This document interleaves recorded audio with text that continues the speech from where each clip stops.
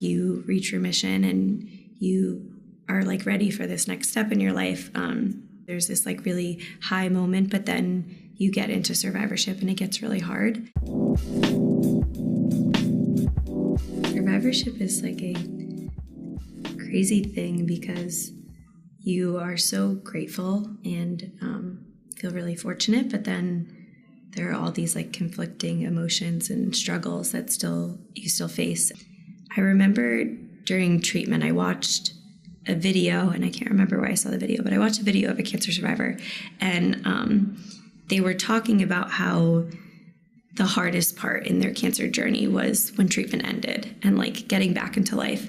And I remember I was halfway through treatment and I just felt so sick that I was like, there's no way that's right. Like, there's no way that was the hardest part. Like, I was like, this is so horrible and so hard. And like everything after this will be like beautiful and great and 10 times better.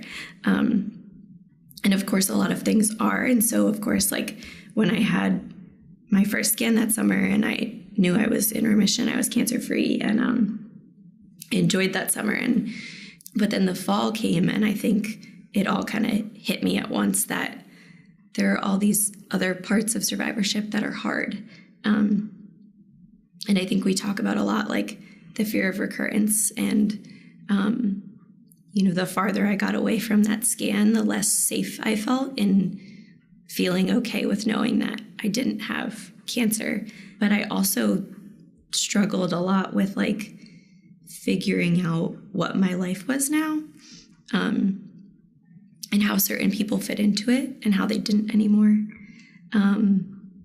which I think is like a hard thing to face when you're 24 years old and you're like, who are the people who are going to be there for me when, like, maybe if my cancer comes back, and who isn't. There were the people who were like absolutely amazing and unreal and did all the right things that anybody could, because I always used to say there's no guidebook to having a friend who has cancer when you're 20 or probably any age.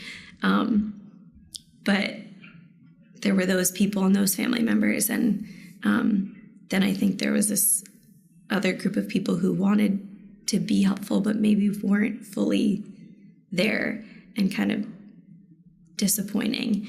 And it kind of like makes you think like how these people fit into your life now. And that was hard for me because I wanted to just like go back to being like carefree 23-year-old me who went out with these friends and did all these fun things with all these people and didn't think about what that was. But I felt like I couldn't unsee it. And so that was hard for me to kind of like figure out how to move forward with my life and those relationships and decide whether like, I guess not decide, just accept that this experience changed the way I see those things.